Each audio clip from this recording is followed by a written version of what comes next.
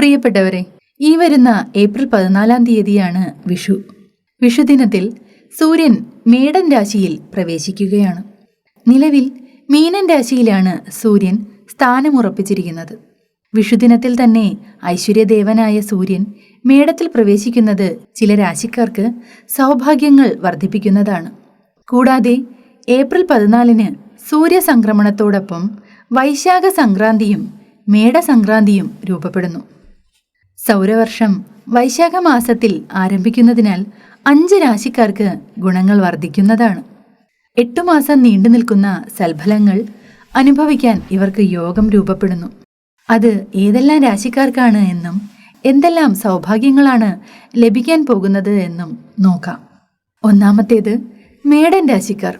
മേടൻ രാശിക്കാരുടെ 5ാം ഭാവാധിപൻ സൂര്യനാണ്. ആയതിനാൽ മേടൻ രാശിക്കാർക്ക് വിഷുദിനത്തോടെ ജീവിതം ശോഭിക്കുന്നതാണ്.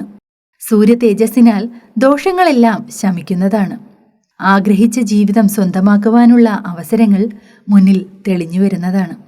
സൗഭാഗ്യങ്ങൾ വർദ്ധിക്കുവാനുള്ള അനുഗ്രഹം ഇവർക്ക് ഉണ്ടായിരിക്കുന്നതാണ്.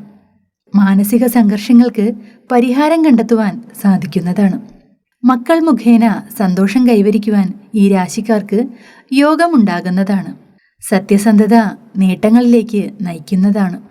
കാലാകാലമായി നടത്തിയെടുക്കണം എന്നാഗ്രഹിച്ച പല കാര്യങ്ങളും ആഗ്രഹിച്ചതിനേക്കാൾ മനോഹരമായി നേടിയെടുക്കുവാൻ ഈ രാശിക്കാർക്ക് യോഗം രൂപപ്പെടുന്നതാണ്. ജോലിയിൽ പുരോഗതി കൈവരിക്കാൻ സാധിക്കുന്നതാണ്. ബിസിനസ്സിൽ നേട്ടങ്ങൾ സ്വന്തമാക്കുവാനും ഈ രാശിക്കാർക്ക് യോഗമുണ്ടായിരിക്കുന്നതാണ്. രണ്ടാമത്തേത് ചിങ്ങം രാശി. ചിങ്ങം രാശിയുടെ ലഗ്നഭാവത്തിന്റെ അധിപനാണ് സൂര്യൻ. സൂര്യൻ തേജസ്സോടെ ചിങ്ങൻ രാശിക്കാരിൽ നിറഞ്ഞു നിൽക്കുന്നതാണ്. കുടുംബത്തിൽ ഐശ്വര്യം വന്നു ചേരുന്നതാണ്. സൗഭാഗ്യലക്ഷ്മി അനുഗ്രഹവർഷവുമായി കൂടെ തന്നെ ഉണ്ടായിരിക്കുന്നതാണ്. പണം സമ്പാദിക്കുവാനുള്ള അവസരങ്ങൾ കൺമുന്നിൽ തെളിഞ്ഞു വരുന്നതാണ്. ബിസിനസ് ചെയ്യുന്നവർക്ക് നേട്ടങ്ങൾ അനവധി സ്വന്തമാക്കുവാനുള്ള യോഗമുണ്ടായി വരുന്നതാണ്. ജോലിയിൽ വിജയം കൈവരിക്കുവാൻ സാധിക്കുന്നതാണ്. ശുഭകരമായ വാർത്തകൾ കേൾക്കുവാൻ ഈ രാശിക്കാർക്ക് യോഗമുണ്ടായിരിക്കുന്നതാണ്. മാനസിക പ്രതിസന്ധികൾ അകലുന്നതാണ്. വിദേശത്തേക്ക് പോകാൻ നോക്കുന്നവർക്ക് പരിശ്രമങ്ങൾക്കുള്ള ഫലം ലഭ്യമാകുന്നതാണ്. പുതിയ വാഹനം സ്വന്തമാക്കുവാൻ അനവധി അവസരങ്ങൾ ഇവർക്ക് കൈവരുന്നതാണ്. കാർഷിക മേഖലയിൽ പ്രവർത്തിക്കുന്നവർക്ക് അനവധി തൊഴിലവസരങ്ങൾ രൂപപ്പെടുന്നതാണ്. മാനസിക വിഷമങ്ങൾ ഇവരിൽ നിന്നും അകന്നു മാറുന്നതാണ്. സന്തോഷകരമായ ജീവിതം നയിക്കുവാൻ സാധിക്കുന്നതാണ്. ശാന്തിയും സമാധാനവും സ്വന്തമാക്കുവാൻ യോഗമുണ്ടായി വരുന്നതാണ്. മൂന്നാമത്തേത് തുലാം രാശി. തുലാം രാശിയുടെ ലാഭഭാവത്തിന്റെ അധിപനായി സൂര്യൻ നിലകൊള്ളുന്നു.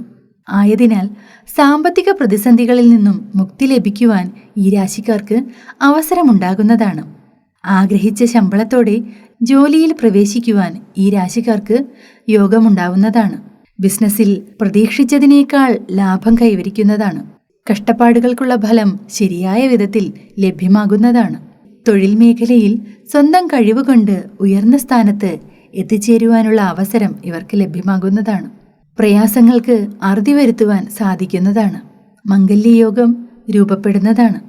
യാത്രകൾ അനവധി ചെയ്യുവാനുള്ള അവസരവും ലഭ്യമാകുന്നതാണ്. നാലാമത്തേത് ധനുരാശി. ധനുരാശിയുടെ ഭാഗ്യഭാവത്തിന്റെ അധിപനാണ് സൂര്യൻ. ആയതിനാൽ തൊട്ടതെല്ലാം സൗഭാഗ്യമാക്കി മാറ്റിയെടുക്കുവാൻ ഈ രാശിക്കാർക്ക് യോഗമുണ്ടാകുന്നതാണ്. കാലാന്തരങ്ങളായി അനുഭവപ്പെടുന്ന കഷ്ടതകൾക്ക് പരിഹാരം കണ്ടെത്തുവാൻ സാധിക്കുന്നതാണ്.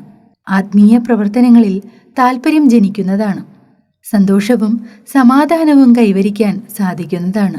ജോലിസ്ഥലത്ത് പുതിയ ബന്ധങ്ങൾ ഉടലെടുക്കുന്നതാണ്. നിങ്ങളുടെ സ്വഭാവമഹിമ മറ്റുള്ളവരുടെ പ്രീതിക്ക് ഇടയാക്കുന്നതാണ്. അഞ്ചാമത്തേത് കുംഭം രാശി. കുംഭം രാശിയുടെ 7ാം ഭാവത്തിന്റെ അധിപനാണ് സൂര്യൻ.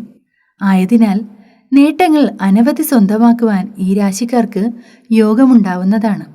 കഷ്ടകാലങ്ങൾക്ക് പരിഹാരം കണ്ടെത്തുവാൻ സാധിക്കുന്നതാണ്. ആഗ്രഹിച്ച ജീവിതം സ്വന്തമാക്കുവാൻ ഇവർക്ക് അവസരം ലഭ്യമാകുന്നതാണ്. ബിസിനസ്സിൽ നേട്ടങ്ങൾ ഉണ്ടായി വരുന്നതാണ്. കലാകായിക രംഗത്ത് പേരെടുക്കുവാൻ സാധിക്കുന്നതാണ്. തൊഴിൽ രംഗത്തും ശോഭനമായ ഭാവി ഉണ്ടാകുന്നതാണ്. സാമ്പത്തിക പ്രശ്നങ്ങൾ കൈകാര്യം ചെയ്യുവാൻ സാധിക്കുന്നതാണ്. അപ്പോൾ പ്രിയപ്പെട്ടവരെ, ഈ ഒരു രാശിമാറ്റത്തിൻ്റെ പൂർണ്ണമായ ഫലം നിങ്ങൾക്ക് ലഭ്യമാകുന്നതിന് വേണ്ടി ചില വഴിപാടുകൾ കൂടി ഞാൻ നിർദ്ദേശിക്കുകയാണ്. മുരുകക്ഷേത്രത്തിൽ ചൊവ്വാഴ്ച തോറും അഷ്ടോത്തര പുഷ്പാഞ്ജലി കഴിപ്പിക്കുന്നതും എന്നും വൈകുന്നേരം വീട്ടിൽ ജ്ഞാനപ്പാന പാരായണം ചെയ്യുന്നതും, ശ്രീകൃഷ്ണസ്വാമി ക്ഷേത്രത്തിൽ മഞ്ചാടി വാരൽ നടത്തുന്നതും, യക്ഷിയമ്മൻ ക്ഷേത്രത്തിൽ വെള്ളിയാഴ്ച ദിവസം പട്ടും കുങ്കുമാർച്ചനയും സമർപ്പിക്കുന്നതും ഗുണകരമാണ്. അപ്പോൾ ഇന്നത്തെ വീഡിയോ നിങ്ങൾക്ക് ഇഷ്ടമായിട്ടുണ്ടെങ്കിൽ ഈ വീഡിയോ ഒന്ന് ലൈക്ക് ചെയ്യാനും ഈ ചാനൽ ഒന്ന് സബ്സ്ക്രൈബ് ചെയ്ത് സപ്പോർട്ട് ചെയ്യാനും കൂടി താല്പര്യപ്പെടുന്നു. മറ്റൊരു വീഡിയോയിൽ മറ്റൊരു വിഷയവുമായി വീണ്ടും കണ്ടുമുട്ടാം. ഏവർക്കും മംഗളങ്ങളുണ്ടാവട്ടെ.